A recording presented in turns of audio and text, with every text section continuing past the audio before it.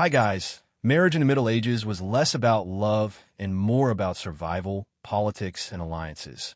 Forget romance. Your fate was sealed before you could walk, with parents treating you like a chess piece to secure land, legacy, or livestock.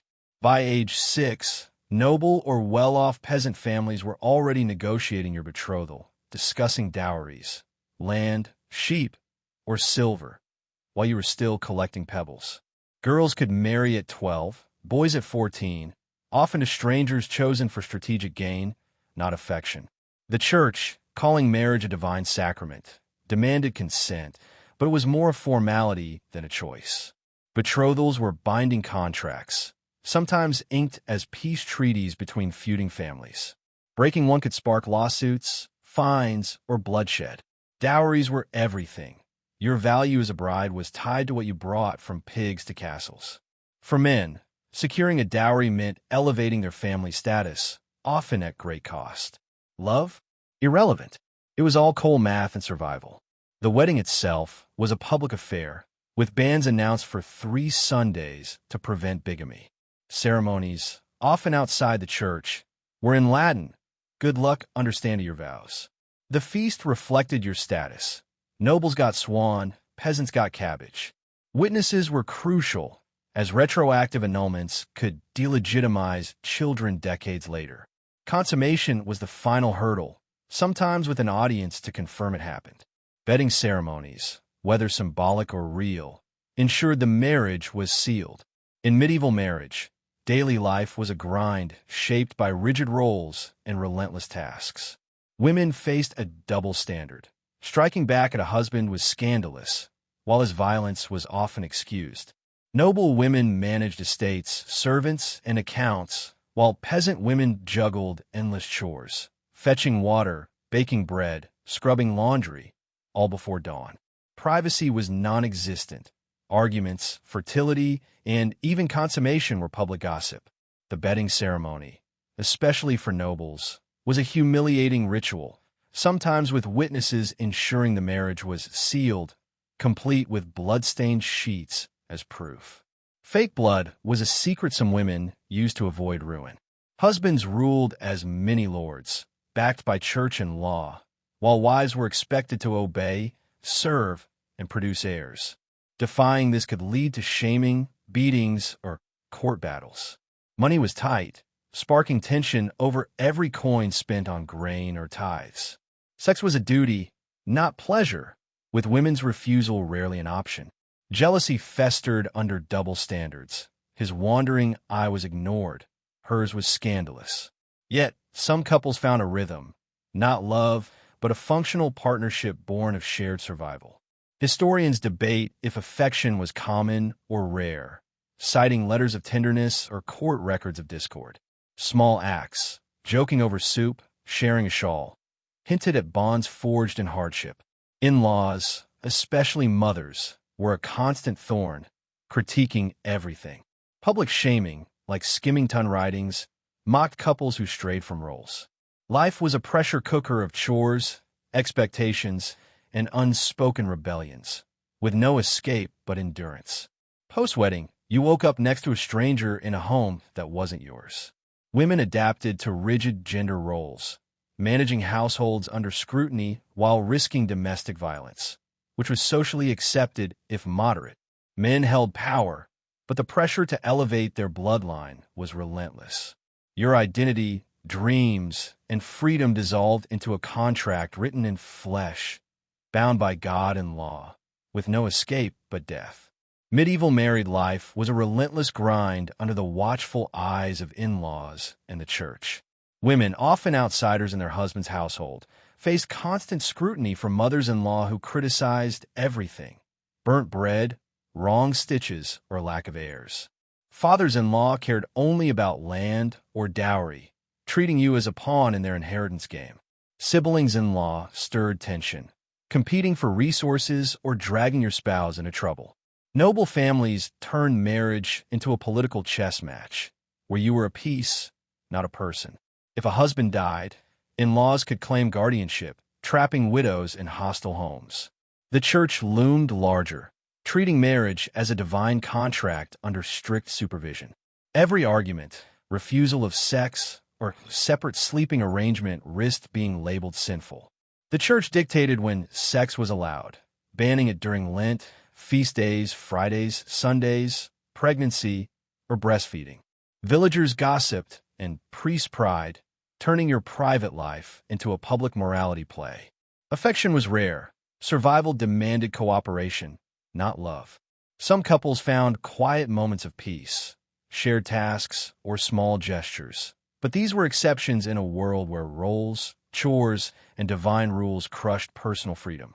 In medieval marriage, the church was an ever-present overseer, treating your union as a divine contract under constant scrutiny.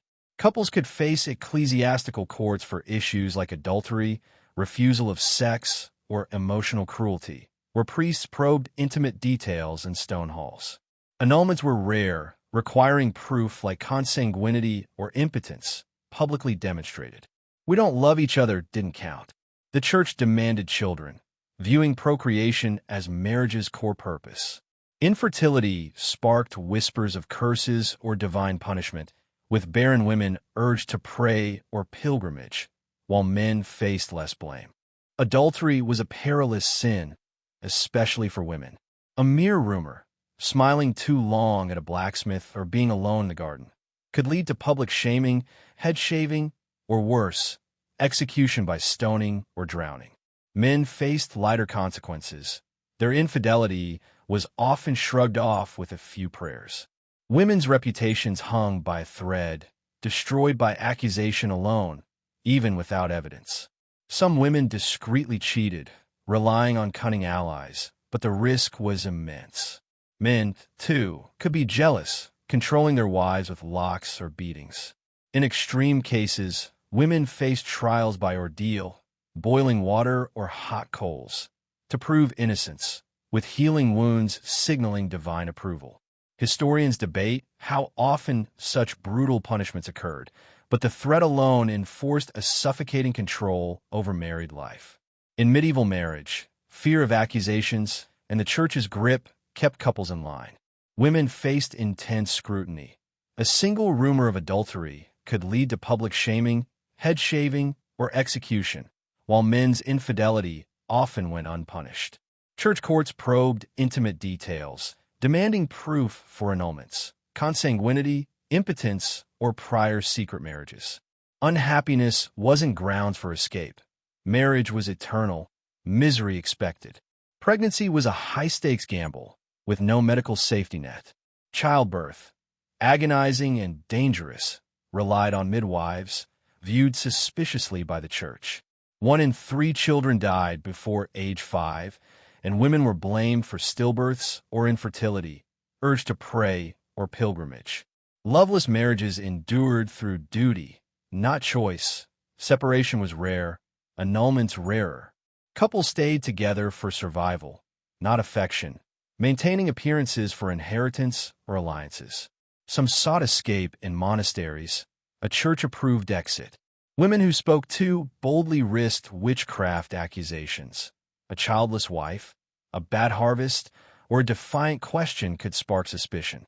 Witch hunts loomed, fueled by sermons painting women as devil's allies, turning a wife's assertiveness into a dangerous liability.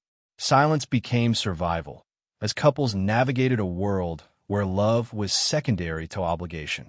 In medieval marriage, the threat of witchcraft accusations loomed over women who dared to be bold, intelligent, or different. A wife who corrected her husband, knew too much about herbs, or associated with a midwife risked being labeled a witch, facing public penance, torture, or execution.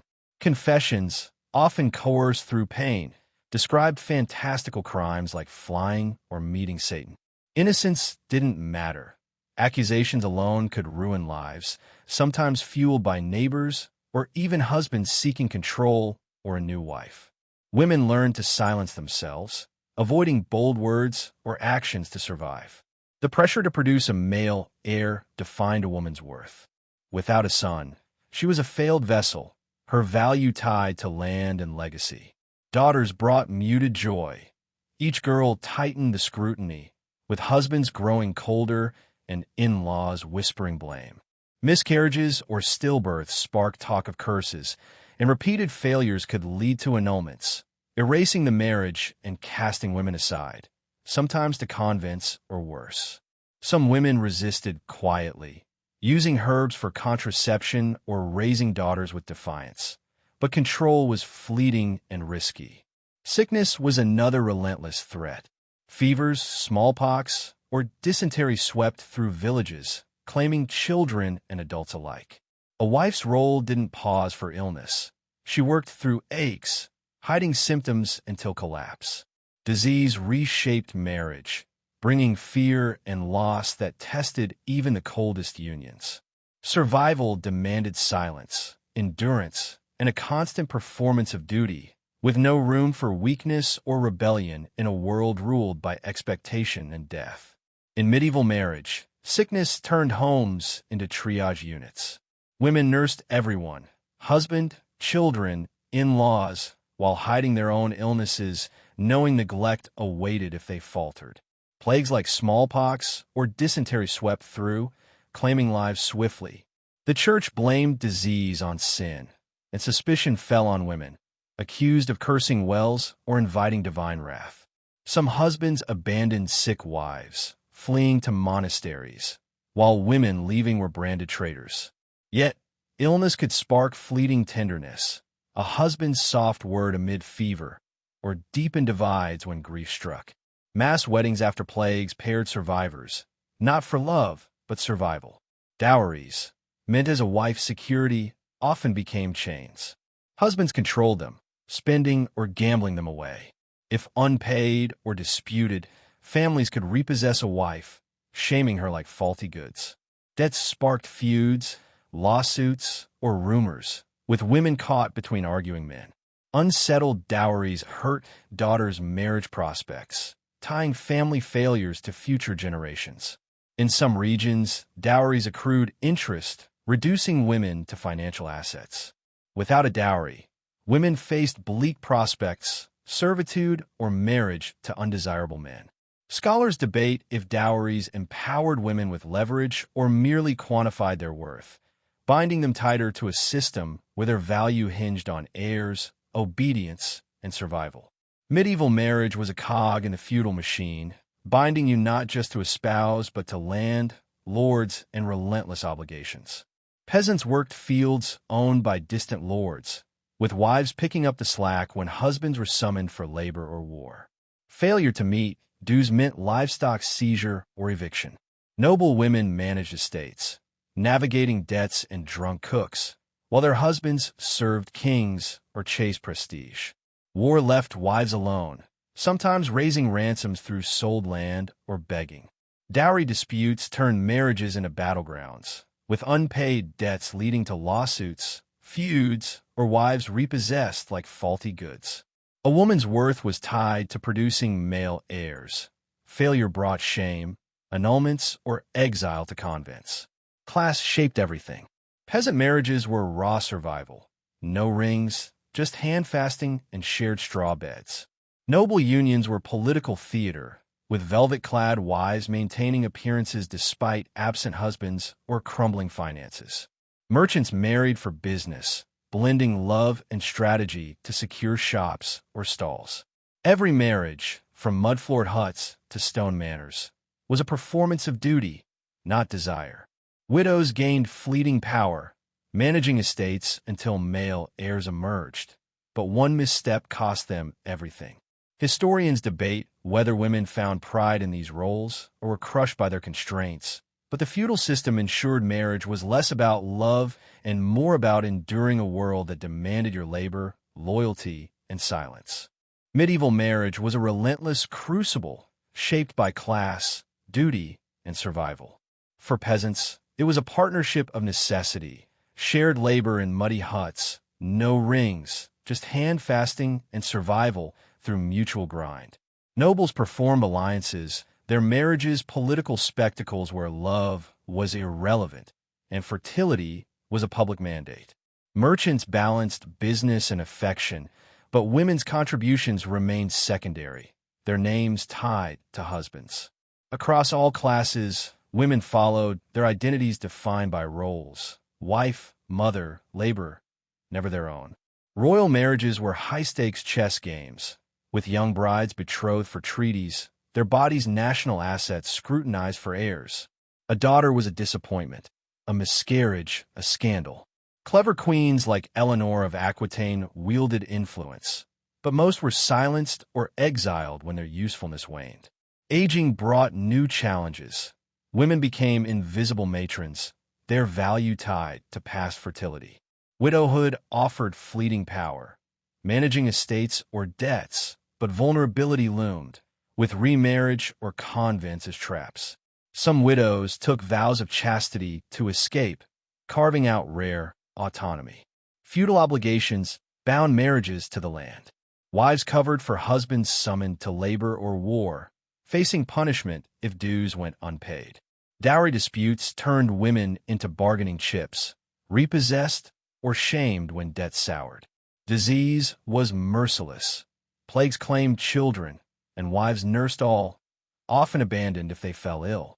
Witchcraft accusations haunted outspoken women, midwives, or those who dared defy norms, with torture extracting false confessions. In old age, marriages grew quiet, not peaceful. Habit, not love, sustained them. Yet, some found soft moments, a shared glance, or unspoken forgiveness. You survived it all: childbirth's gamble, dowry feuds, feudal demands, and the church's watchful eye. You carried the weight of silence, bruises, and buried dreams, stitching life together like thread through worn cloth. Historians debate whether women found power or merely endured, but your story, etched in recipes, whispered by granddaughters, or lost to time, proves you were more than wife or widow. You were a survivor, rising each dawn to light the fire, defying a world that measured your worth by obedience and heirs. Now, in the quiet, the blanket is yours. The fire burns low. You rest, not just for you, but for every woman who carried the same weight and whispered, "I made it too."